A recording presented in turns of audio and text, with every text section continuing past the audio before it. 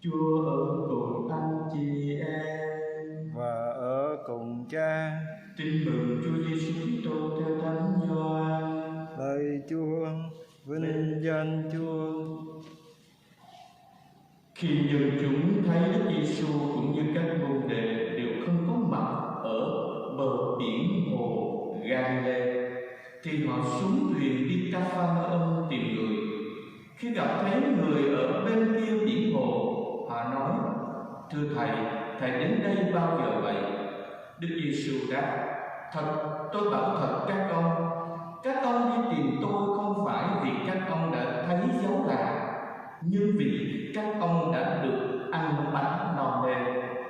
Các ông hãy ra công làm việc không phải vì lương thực mau hư nát, nhưng có lương thực trường tồn đem lại phúc trường sinh, là thứ lương thực con người sẽ ban cho các ông, bởi vì chính con người là đấng Thiên Chúa Cha đã ghi dấu xác nhận." Họ liền hỏi người: "Chúng tôi phải làm gì để thực hiện những việc Thiên Chúa muốn?" Đức Giêsu trả lời: "Việc Thiên Chúa muốn cho các ông làm là tin vào đấng người đã sai đến." Họ lại bảo: "Vậy chính ông làm được dấu lạ nào cho chúng tôi thấy để tin ông? Ông sẽ làm gì đây? Tổ tiên chúng tôi đã ăn manna trong sa mạc, như có lời chép: Người đã cho họ ăn bánh bởi trời." Đức Giêsu đáp: "Thật, tôi bảo thật cho các ông, không phải ông Mô-sê để cho các ông ăn bánh bởi trời đâu, mà chính là Cha tôi cho các ông ăn bánh bởi trời, bánh đích thực. Vì bánh Thiên Chúa ban là bánh từ trời xuống, bánh đem lại sự sống cho thế gian." Họ liền nói: "Thưa Ngài, xin cho chúng tôi được ăn mãi thứ bánh ấy." Đức Giêsu bảo họ: "Chính tôi là bánh trường sinh. Ai đến với tôi không hề phải đói. Ai tin vào tôi chẳng khát bao giờ." Đó là lời Chúa. Lạy Chúa Kitô, ngợi khen Chúa. Kính thưa quý ông bà anh chị em và cộng đoàn thân mến, bài tin mừng ngày hôm nay là nối tiếp bài tin mừng của tuần trước. Bài tin mừng của tuần trước đó là việc Chúa Giêsu hóa bánh ra nhiều để cho dân chúng ăn no nê. Và hôm nay người ta cũng lũ lượt tìm Chúa Giêsu, đến với Chúa Giêsu sau khi họ chứng kiến cái phép lạ Chúa Giêsu hóa bánh ra nhiều. Và bài tin mừng ngày hôm nay chúng ta thấy những câu đầu tiên Chúa Giêsu nói với đám đông dân chúng hôm đó: "Các ông tìm tôi không phải vì dấu lạ, mà là vì các ông được ăn bánh no nê." Đoạn tin mừng hôm nay phản ánh cho chúng ta cái mục đích tìm kiếm trong cuộc sống của mỗi người Kitô hữu của chúng ta đó là gì, và Chúa muốn mặc khải cho chúng ta ra sao. Điều mà Chúa Giêsu muốn mặc khải cho chúng ta đó là Ngài không phải đến trần gian này để có thể hóa đá thành cơm bánh, nhưng Ngài muốn cho chúng ta thấy rằng cơm bánh được tạo nên bởi chính tình yêu và sự sẻ chia của chính Thiên Chúa cho mỗi người chúng ta. Và điều thứ hai, Chúa Giêsu dạy họ biết tìm kiếm lương thực trường tồn. Mà lương thực trường tồn đó là gì? Đó chính là Chúa Giêsu. Và cho nên người ta hỏi, để chúng tôi có được cái lương thực trường tồn đó thì chúng tôi phải làm gì?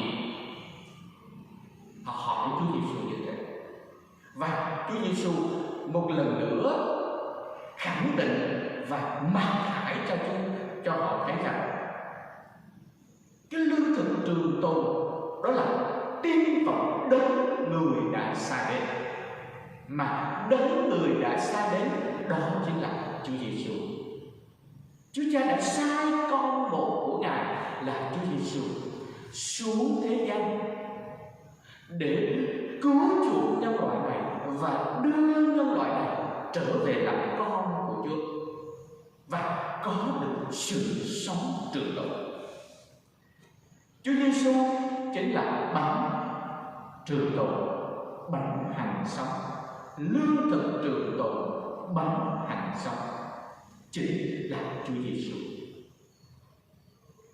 Chính vì thế, thưa quý ông bà, anh chị em và cộng đoàn thân mến, bản tin mừng ngày hôm nay gợi lên cho chúng ta hai điều.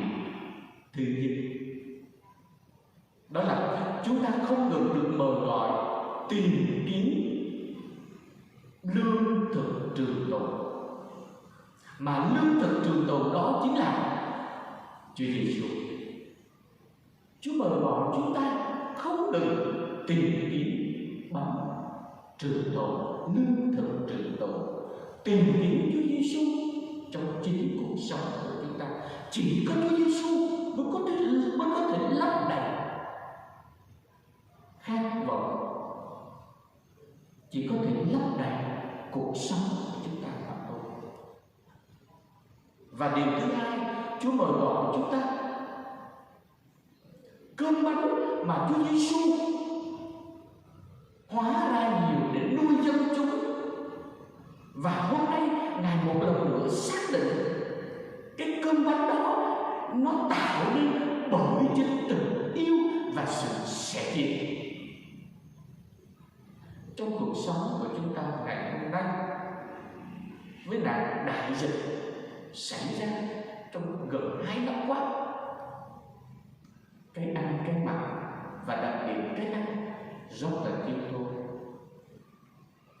rất là thiếu thốn, khắp nơi. Và đặc biệt trong những tuần qua tại thành phố Hồ Chí Minh, người đói rất nhiều và những người thiếu ăn rất nhiều, cần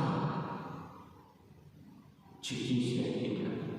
Và ngay cả ở nơi giáo xứ của chúng ta cũng không thiếu những gia đình đang vất vả, đang chống chọi bởi cái ăn hàng ngày.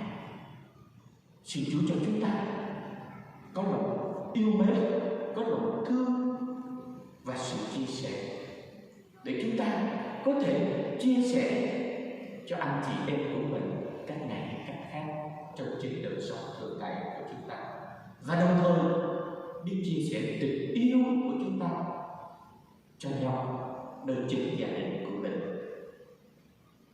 Nơi chính gia đình của mình đôi khi còn thiếu nhiều lắm, bởi sự chia sẻ tình yêu, bởi sự cảm thông nơi chính gia đình của mình, bởi sự bác ái nơi chính khu sống của chúng ta. Thì hơn bao giờ hết, hôm nay Chúa mời gọi chúng ta, cơm bánh được tạo nên chính tình yêu và sự chia sẻ. Chúa cũng mời gọi chúng ta hãy cảm nghiệm được cái tấm lòng đó của Chúa Giêsu, để ta có thể chia sẻ cái chúng ta có và chia sẻ tình yêu, lòng bác ái, sự giúp đỡ nơi chính cuộc sống thường ngày của chúng ta. Và đồng thời xin Chúa cho chúng ta biết tìm đến Chúa, chính là lương thực trường tồn, mà chỉ có lương thực trường tồn đó mới có thể lấp đầy nơi lòng tin, nơi cuộc sống, nơi khát vọng, nơi ước muốn của mỗi người cho chúng ta mà thôi. Xin Chúa cho chúng ta biết trao hết gia đình của chúng ta cho Chúa, biết trao hết cuộc đời của chúng ta cho Chúa.